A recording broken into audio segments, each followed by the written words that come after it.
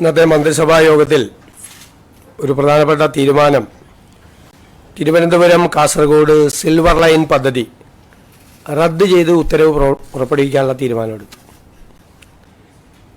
പ്രസ്തുത പദ്ധതിക്കായി ഭൂമി ഏറ്റെടുക്കുന്നതുമായി ബന്ധപ്പെട്ട് പുറപ്പെടുവിച്ചിട്ടുള്ള എല്ലാ വിജ്ഞാപനങ്ങളും റദ്ദ് ചെയ്യാൻ തീരുമാനിച്ചു.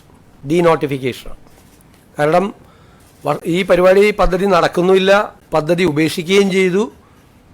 നിരവധി വർഷങ്ങളായി ഈ ഭൂമി വിൽക്കാനോ വാങ്ങാനോ ഇതൊന്ന് പണയപ്പെടുത്താനോ മകളുടെ വിവാഹത്തിന് ഒരു ലോൺ എടുക്കാൻ പോലും പറ്റാതെ ഈ സാധാരണക്കാരായ ആളുകൾ മുഴുവൻ വിഷമിക്കുകയാണ്.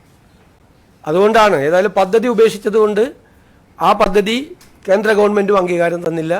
ഞങ്ങളതിനെ എതിർത്ത് സിൽവർ ലൈൻ എതിർത്ത് ഞങ്ങൾ സമരം ചെയ്തതാണ്.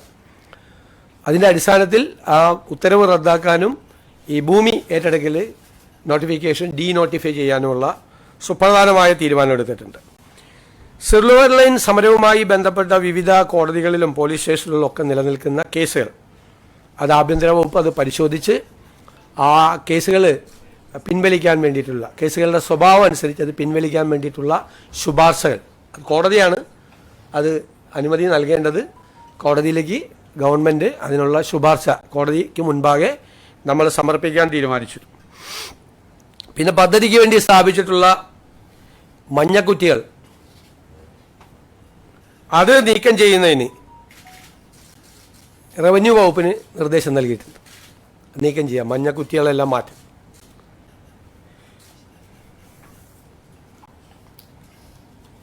പിന്നെ രണ്ടാമത് PSCയുമായി ബന്ധപ്പെട്ട ലിസ്റ്റുകൾ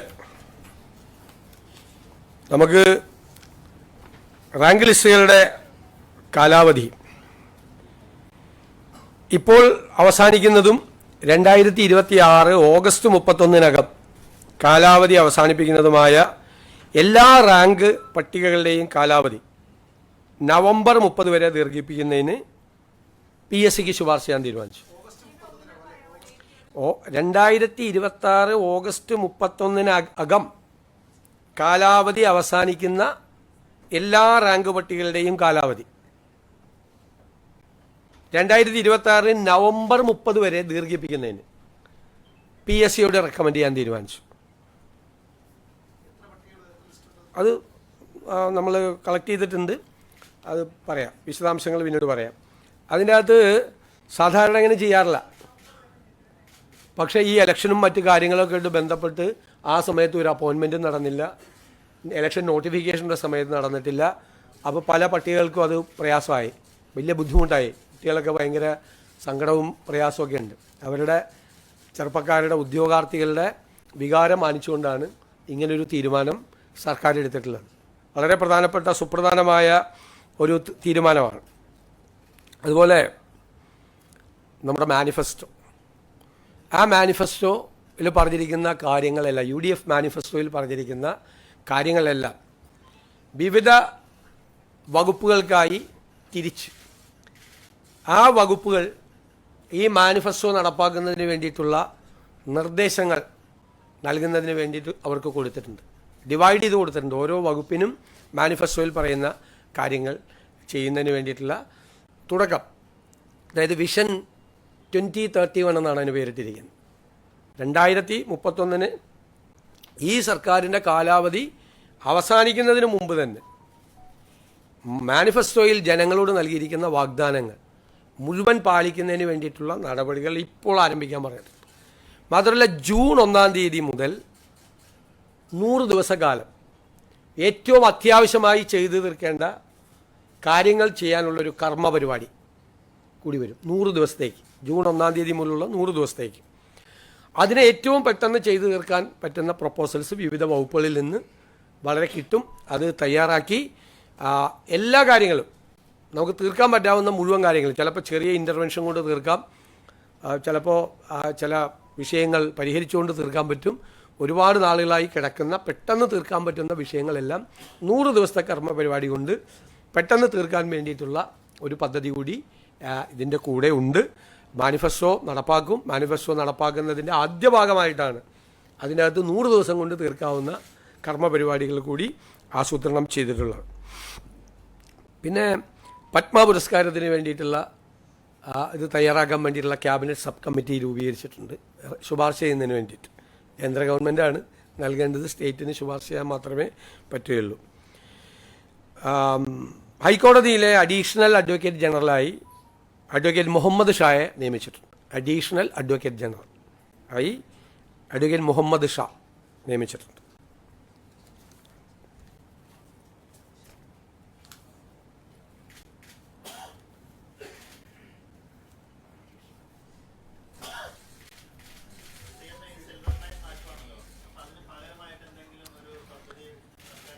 അല്ല, അതിപ്പോൾ ഞങ്ങളത് സ്റ്റഡി ചെയ്യുകയാണ്.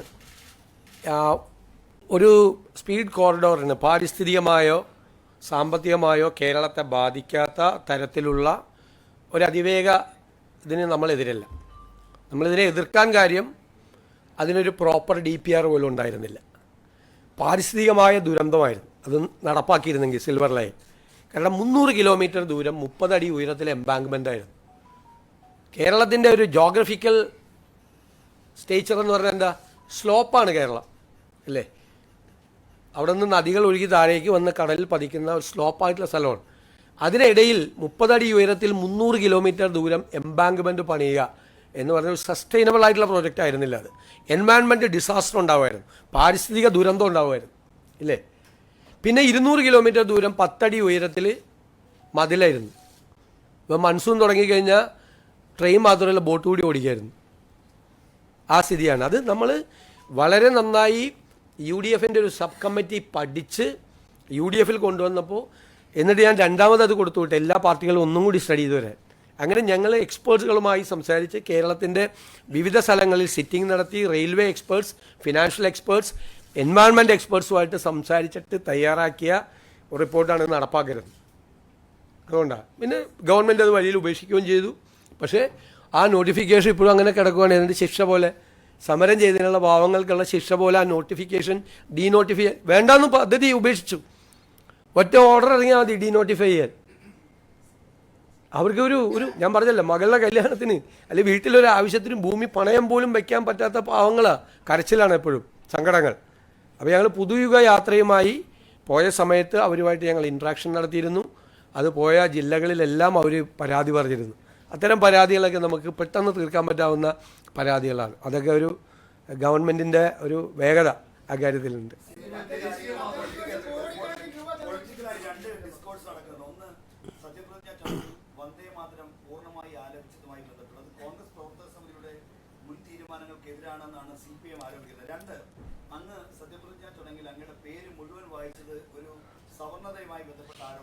ഒരു കാര്യം, ആദ്യത്തെ കാര്യം ഞങ്ങൾക്കറിയില്ലായിരുന്നു ഇങ്ങനെ ഈ വന്ദേമാതരം മുഴുവൻ ആലപിക്കുന്നത്.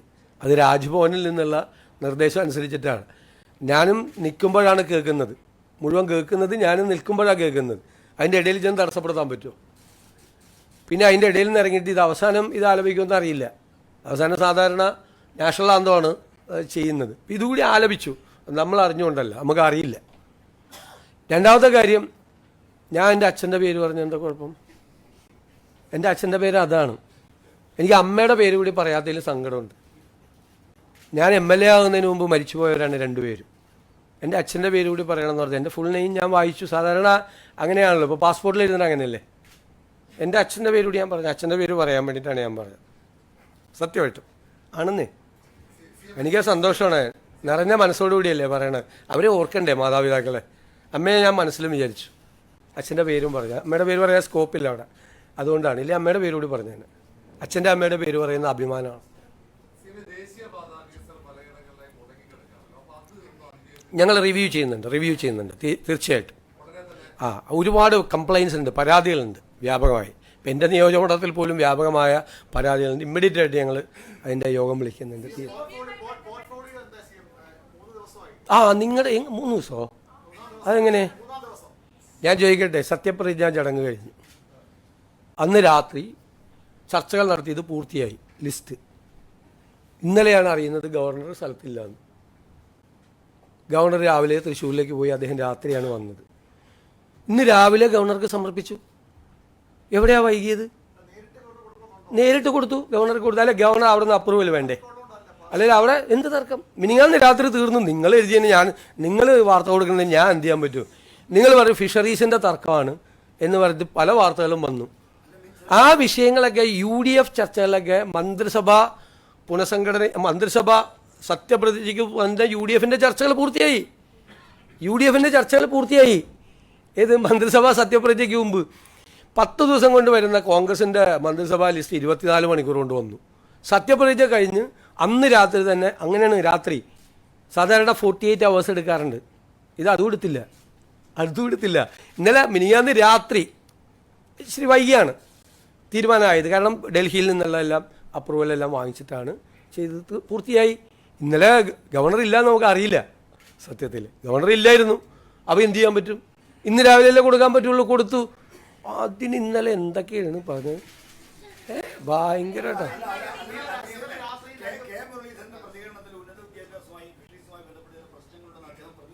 ഇല്ല ഒരു വിഷയം ഉണ്ടായി. അതൊക്കെ 3 ദിവസം 4 ദിവസം മുമ്പ് സെറ്റിൽഡാണ് ആ വിഷയം.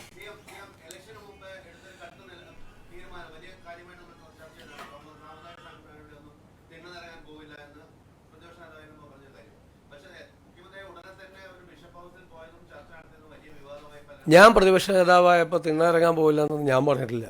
ഇന്ന് എവിടെന്നെങ്കിലും ഒരു തിന്ന് കോട്ട് ചെയ്ത് കാണിച്ചു. ഞാൻ പണ്ട് ഉപദേശിച്ചിട്ടുണ്ട് നേതാക്കളോട് തിണ്ണയിറങ്ങാൻ പോയിരുന്നു. എന്താ ബിഷപ്പ് ഹൗസിൽ പോയാൽ എന്താ കുഴപ്പം? ഞാൻ എപ്പോഴും പോകാറുണ്ടല്ലോ, എല്ലാ സ്ഥലങ്ങളിലും പോകാറുണ്ടല്ലോ. ഞാൻ ശിവഗിരിയിൽ പോകുന്നുണ്ടല്ലോ. മഠാധിപതികളെല്ലാം എന്നെ കൻ്റോൺമെൻറ്റ് ഹൗസിൽ വന്ന് സന്ദർശിച്ചിരുന്നു. ശിവഗിരി എന്നെ അനുഗ്രഹിക്കാൻ വേണ്ടിയിട്ട് അവർ വന്നിരുന്നു. എത്രയോ ആളുകളാണ് വരുന്നത്. ഇപ്പം ഞാൻ എന്താവശ്യത്തിലാണ് അവിടെ പോയത്? ഞാനിവിടുത്തെ ക്ലീമീസ് ബാവയെ കണ്ടിരുന്നു. കർദിനാളാണ് അദ്ദേഹം. ഞാൻ നെറ്റോ പിതാവുമായിട്ട് ഭയങ്കരമായ ഹൃദയബന്ധമുള്ള ഒരാളാണ്. എനിക്കിഷ്ടമുള്ളവരൊക്കെ ഞാൻ പോയി കാണുന്നതിന് നിങ്ങൾക്ക് എന്താ പ്രശ്നം? അതിന് അവിടെ പോയിട്ട് എനിക്ക് എന്തെങ്കിലും ആവശ്യം നേടിയെടുക്കാൻ പറ്റുക? ഇലക്ഷൻ കഴിഞ്ഞ് ഞങ്ങൾ ജയിച്ചു. പിന്നെ ഇപ്പോൾ അവിടെ പോയി തിണ്ണയിറങ്ങണമെന്തിനാ? സാധാരണ ഇലക്ഷൻ ജയിക്കാനും വേറെ കാര്യത്തിനല്ലേ തിണ്ണയിറങ്ങണം എന്ന് പറഞ്ഞാൽ. ജയിച്ചിട്ടാണ് പോയി കാണുന്നത് അവരോടൊക്കെ. അത് എല്ലാ സ്ഥലങ്ങളിലും പോകും. എല്ലാവരെയും കാണാൻ പോകും. എല്ലാവരെയും എന്നെ വഴക്ക് പറഞ്ഞവരെയൊക്കെ കാണാൻ പോകും. അതിനെന്താ പോണ്ടേ? എല്ലാവരെയും ഞാൻ ആരെയും പേരൊന്നും പറഞ്ഞില്ല. എല്ലാവരെയും ചേർത്ത് പിടിക്കുന്നേ. അതിനെന്താ? ഞാൻ ചോദിക്കട്ടെ, നമ്മളങ്ങനെ വേണ്ടേ? നിങ്ങളെന്താ പറയണത്? ഞാൻ ആളോട് മിണ്ടില്ല, ഇന്ന ആളോട് സംസാരിക്കില്ല, പണ്ട് എന്നോട് എന്നെ വഴക്ക് പറഞ്ഞിട്ടുണ്ട്, എന്നോട് മോശം പറഞ്ഞിട്ടുണ്ട്, ആളോടും. ഞാൻ ഈ പൊസിഷനിൽ നിന്ന് അങ്ങനെയൊക്കെ ചെയ്യാമോ? അങ്ങനെ ചെയ്യാൻ പാടില്ല. ഞാൻ എല്ലാത്തിനോടും ക്ഷമിക്കാൻ പറ്റണം നമുക്ക്. ഞാൻ മനസ്സിലൊരു വിഷമവും കൊണ്ടു നടന്നിട്ടില്ല. ഞാനന്ന് പറഞ്ഞത് UDFനെയും കോൺഗ്രസിനെയൊന്നും പറഞ്ഞില്ല, എന്നെയാണ് പറഞ്ഞത്. എന്നെ ഇഷ്ടമില്ലാഞ്ഞിട്ടാണ്. അത് മാറ്റണം. ആ ഇഷ്ടക്കേട് മാറ്റണം. എല്ലാവരുമായിട്ട് നല്ല ബന്ധം വേണം. അതിനെന്താ? പക്ഷെ നിലപാടിൽ മാറ്റമില്ല. നിലപാടിൽ ഒരു മാറ്റമില്ല. അതിശക്തമായ സെക്യുലർ നിലപാടാണ്. ഒരു നിലപാടിലും മാറ്റമില്ല. ആര് വർഗീയത പറഞ്ഞാലും അതിനെ എതിർക്കുകയും ചെയ്യും. ഉറപ്പായിട്ട് എതിർക്കും. അത് UDFൻ്റെ സ്റ്റാൻഡാണ്. UDFൻ്റെ അഡമൻ്റായിട്ടുള്ള സെക്യുലർ സ്റ്റാൻഡാണ്. ഒരു കോംപ്രമൈസും ഇല്ല ആ കാര്യത്തിൽ. പക്ഷേ എല്ലാവരും അവർക്കൊക്കെ ഒരു വിഷമം വന്നാൽ ആദ്യം നമ്മൾ ഓടിയെത്തും, അന്വേഷിക്കും.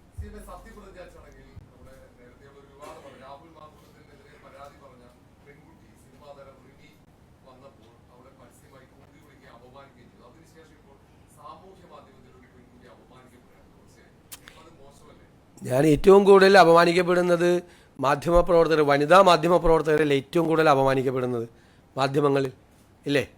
ഏറ്റവും കൂടുതൽ അപമാനിക്കപ്പെടുന്നത് വനിതാ മാധ്യമപ്രവർത്തകരിൽ. സ്ത്രീകളെ അപമാനിക്കാൻ വേണ്ടിയുള്ള സ്ഥലമായി സോഷ്യൽ മീഡിയ മാറി. ആരെയും അപമാനിക്കരുത്. ഞങ്ങളുടെ നിലപാട് നേരത്തെ അങ്ങനെയാണ്, ഇപ്പോഴും അങ്ങനെയാണ് നിലപാട്. ഒരു സ്ത്രീയെയും ഒരാളെയും അപമാനിക്കരുത്.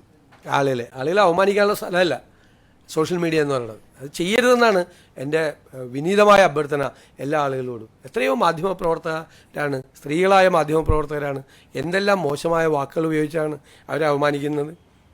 അതിൻ്റെയൊക്കെ കേന്ദ്രം എവിടെ നിന്നായിരുന്നു കൂടി അന്വേഷിച്ചു നിങ്ങൾ.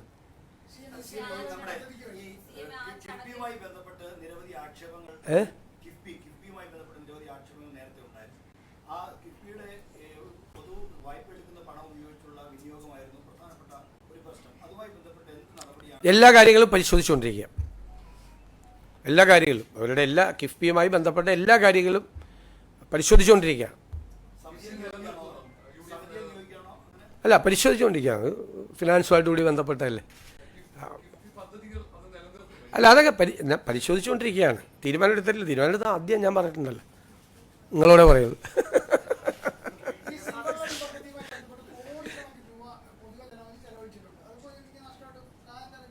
അല്ല, എന്ത് ചെയ്യാൻ പറ്റും? വഴിയിൽ ഉപേക്ഷിച്ചില്ലേ, പോയില്ലേ, ആ പൈസ പോയി. അല്ല, എല്ലാം പരിശോധിച്ചുകൊണ്ടിരിക്കുകയാണ്. അവരെന്താണ് അവർ ചെയ്യുന്നത്, എന്ത് വർക്കാണ് അവർ ചെയ്യുന്നത്, എല്ലാ കാര്യങ്ങളും അവരുടെ മീറ്റിംഗൊക്കെ വിളിച്ചിട്ടുണ്ടല്ല. നമുക്ക് അത്ര സമയമല്ലേ.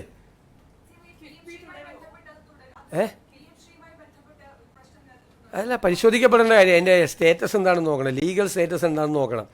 ഒരു ഗവൺമെൻറ് എഗ്രിമെൻറ്റ് വെച്ചതാണ്, അപ്പോൾ അത് നോക്കണം. നോക്കിയിട്ട് ഞാൻ അത് റിപ്പോർട്ട് തേടിയിട്ടുണ്ട്. അതിനെ സംബന്ധിച്ച് വിദ്യാഭ്യാസ വകുപ്പിൽ നിന്ന് അതിൻ്റെ റിപ്പോർട്ട് തേടിയിട്ടുണ്ട്. ഒന്ന്, ഈ വകുപ്പുകളൊക്കെ ഇപ്പോൾ ഇന്ന് വരുമല്ലോ, ഇന്ന് വകുപ്പ് വന്നിട്ടല്ലേ ഏത് വകുപ്പ് മന്ത്രിയാണെന്ന് അറിയുള്ളൂ. എന്നിട്ടല്ലേ നമുക്ക് അത്രയും ഡീറ്റെയിൽസിലേക്ക് നമുക്ക് പോകാൻ പറ്റുള്ളൂ. അതല്ലേ ഞാൻ പറഞ്ഞത്, അത് പരിശോധിച്ചുകൊണ്ടിരിക്കുകയാണ്. ക്യാബിനറ്റ് ഡിസിഷൻ പറയാമല്ലോ.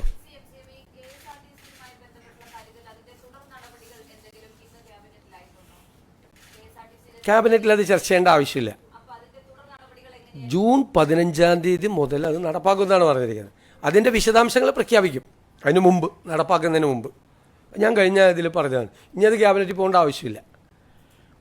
അത് മറ്റേ ട്രാൻസ്പോർട്ട് വകുപ്പും ഒക്കെ ആയിട്ട് ആലോചിച്ച് ബാക്കി കാര്യങ്ങൾ ചെയ്യും, അതിൻ്റെ ഡീറ്റെയിൽസ് തയ്യാറാക്കും. Today's cabinet we have decided to denotify the Silver Line project, and all the acquisition process will be denotified. This project, Silver Line project, will be cancelled, and we will recommend to the concerned authorities to withdraw all the cases connected with this Silver Line agitation. And we have asked the Revenue Department to remove all the border signals for acquiring this land. And number 2, we have decided to extend the PSC lists, including the lists which is ending on 31st August. It will be extended to 26 November 30th. Then our manifesto.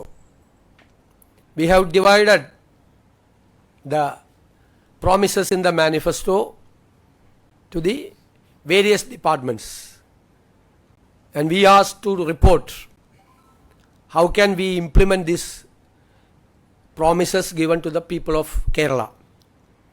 And there should be a 100 days programs which starts on 1st of June to cure the immediate issues, to address the immediate issues. Within 100 days, we will solve those issues reported by the various departments. And we have constituted a cabinet subcommittee to recommend for the Padma awards to the central government. ഞാൻ വേറൊരു കാര്യം കൂടി പറയാൻ വിട്ടുപോയി. Medical negligence കൊണ്ട് മരണപ്പെട്ട കൊല്ലത്തെ വേണുവിൻ്റെ കുടുംബത്തിന് 5 ലക്ഷം രൂപ ധനസഹായം കൊടുക്കാൻ തീരുമാനിച്ചത്. അത് മെഡിക്കൽ നെഗ്ലിജൻസ് ആണെന്നുള്ള റിപ്പോർട്ടും വന്നിട്ടുണ്ട്. അതിൻ്റെ അടിസ്ഥാനത്തിൽ ആ കുടുംബത്തിന് ഒരു 5 ലക്ഷം രൂപ ധനസഹായമായി ഒരു പ്രത്യേക കേസായിട്ട് പരിഗണിച്ചിട്ടാണ്, മെഡിക്കൽ നെഗ്ലിജൻസാണ്, അത് കൊടുക്കാൻ വേണ്ടി തീരുമാനിച്ചു.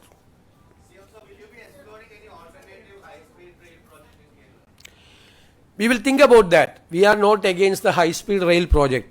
We oppose the Silver Line project because it was a environment disaster, and economically it was not viable. There was not even a detailed project report. So we have studied in detail. The UDF opposed the Silver Line project. Now the government itself, the last government itself, they have given up this project also. Now there is no project. I think the KRail started to discuss about the new project. But unfortunately, the land acquired by the government was not denotified.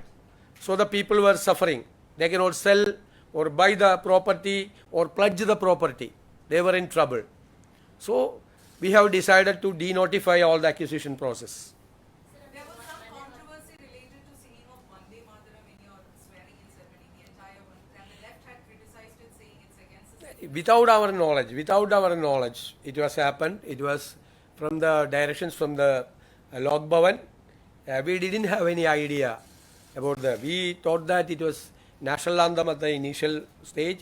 At the end of the function, national anthem again. That was the convention. We didn't have an idea about that.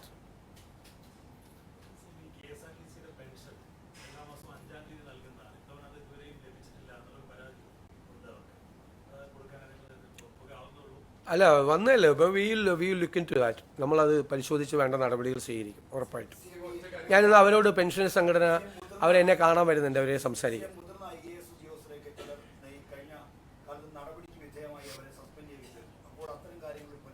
ഉറപ്പായിട്ട് പുനഃപരിശോധിക്കും. അല്ല, case by കേസായിട്ട് പുനഃപരിശോധിക്കും, തീരുമാനമെടുക്കും. അത് ക്യാബിനറ്റിലല്ല, തീർച്ചയായിട്ടും പുനഃപരിശോധിക്കും.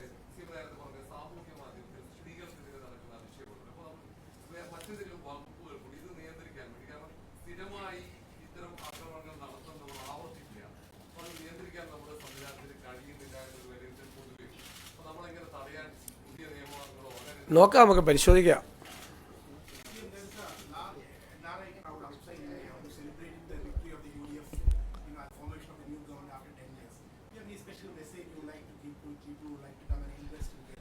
I express my gratitude towards all the people, those who are in abroad.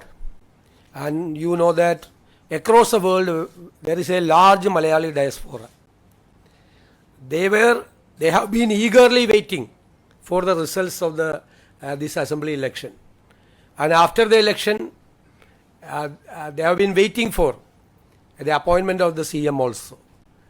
And I am very grateful to all the Malayali communities across the world. Any new plans for investment that you would like? Definitely, it is mentioned in our manifesto. They will be participated in our coming projects, definitely. And we will think about the utility of the remittance also. And I am very much afraid that the remittance is reducing, because the people, those who are going to the Europe, except the GCC countries, are not sending anything to Kerala. Only the people, those who are in the Gulf, are sending money. Remittance is only from Gulf. The people are now going to the European countries. And it has to be considered very seriously about the reverse remittance also. There are 4 million workers from other states are working in Kerala. 4 million. They are spending very little amount here. This amount is, I'm not saying the siphoning about, but it is going out. That is a reverse remittance. When remittance is coming from abroad, there is a reverse remittance. No government has studied so far. We are going to study it in detail, because it affected the economy. Because money circulation is very important in the economy. If money is not there, the liquidity crunch will be there. That will affect the circulation of the money. It will affect the economy also. So we are very seriously thinking about for the alternative thinking to stimulate the economy. There are investmentally friendly plan, the MSMEs, many projects. Yeah. Within 3 to 6 months, I am hopeful that we can declare some dream projects. Thank you.